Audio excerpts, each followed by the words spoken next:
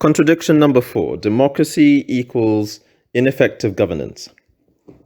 The preceding contradiction should already have revealed the compromised nature of a democratic leader. There is simply no governance without the consent of the people and the backing of the elite, who themselves fund the election campaigns and produce the persuasions that so many digest. Nevertheless, the people's will prevails, or at least it should, and it does not matter whether they are right or wrong, ignorant or informed, their will prevails through the ballot box. All depends on how effective the persuasive mechanisms are. This puts a well-meaning leader of a democracy in an almost impossible position. They can never act purely out of their country's best interest. They must pass bills that cause the least fuss and increases their approval rating. What's worse, we're in the mass information age. The electorate is teeming with sentiment brought about by reactionary and adversary messages. Almost everything any leader does or says will get an unusually disproportionate reaction that is likely to be irrational. Just think of reactions to Twitter feeds.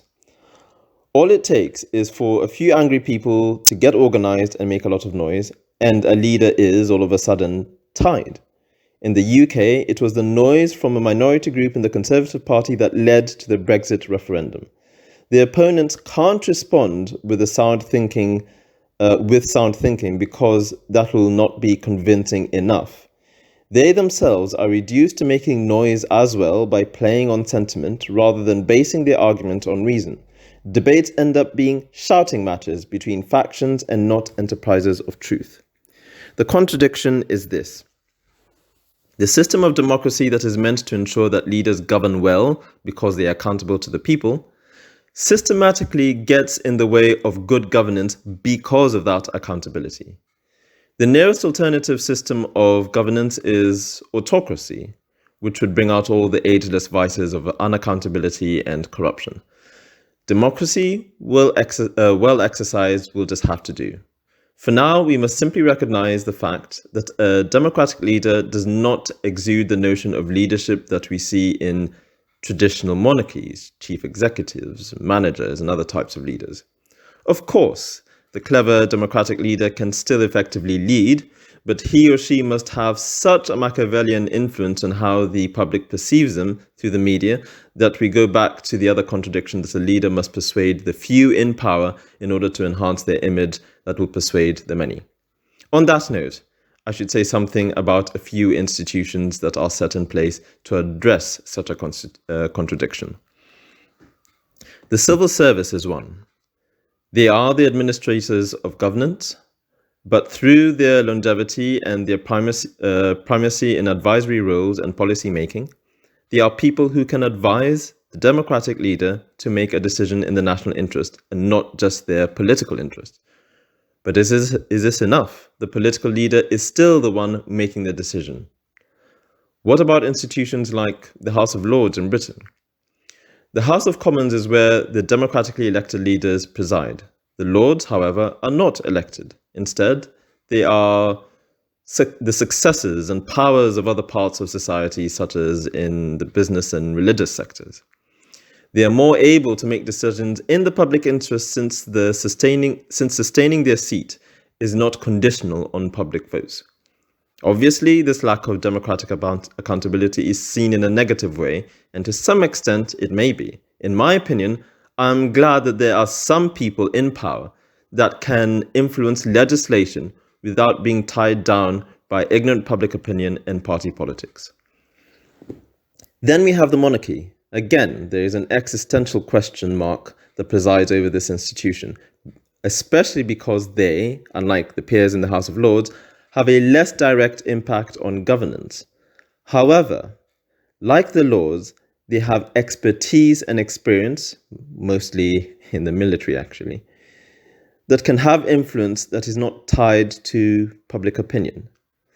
To put no blot on David Cameron, I think any one of the Queen's heirs would have done a better job in the Libya conflict in 2011, simply because Cameron was an elected leader without any military training and understanding. Worse, he fails to heed sound military advice about Libya, when it came to him from military experts. I don't blame him.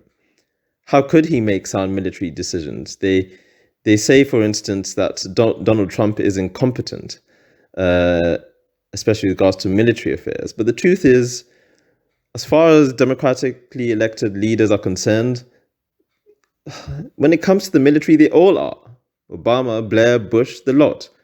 How are these people expected to make military decisions? The best they can do is listen to good military advice, and even if they do, it's not guaranteed. Unfortunately, this advice is almost always subordinate to political pressures. They must think about elections and public opinion. Then there is the problem of translation. How do politicians even begin to comprehend military strategy and the tactics and language that go with it?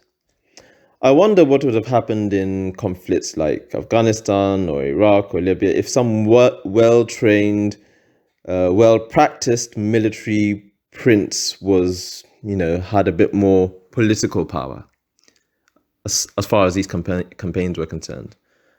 I actually think they would have done a better job. In fact, military trained princes have the perfect combination of military and political training.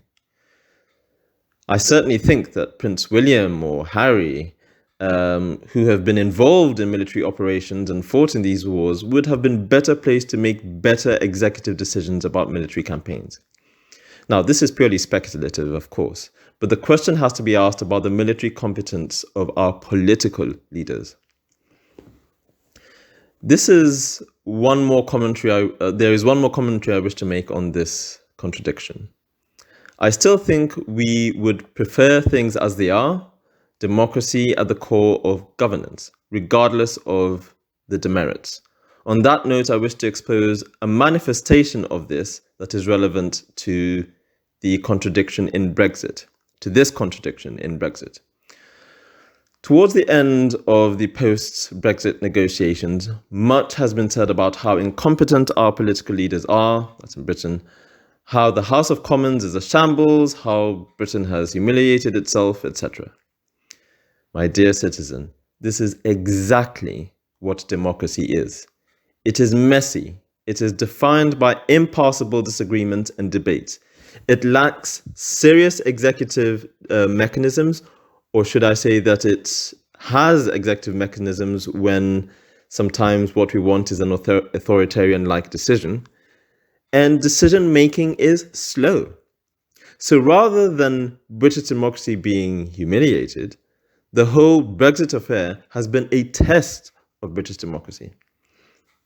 Thanks to the campaigns of those like Gina Miller, Theresa May cannot make an executive decision on her own about a Brexit deal and must first persuade the collective body of our representatives, the House of Commons. And if they don't agree with her, a deal is not passed.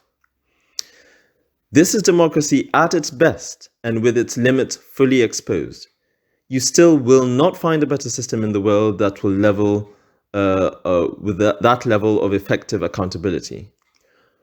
What we would rather that Theresa May implemented whatever deals she and the EU would make. We'd rather that she did all this on her own. Is that really what we wanted? Of course not. Everything Theresa May does has to answer back to me via my representative in the Commons. The country is divided. So if Parliament works, Parliament itself must be divided as well. It is meant to reflect public opinion. It is therefore right that Parliament is at an impasse, and it is right that things are messy. This mess reflects the state of affairs of public opinion. This reflection is exactly what democracy aims for. If something like Brexit was so straightforward and was passed without serious soul-searching debate, without a trial and error process of policy implementation, without the clash of ideas and constant revision of their views, then I would be worried. Brexit is too big to be a straightforward matter, and Britain would be unsafe if someone had the authority to make the post-Brexit deal on their own. It simply would not represent the majority, because the majority is divided. Contrast that with the EU.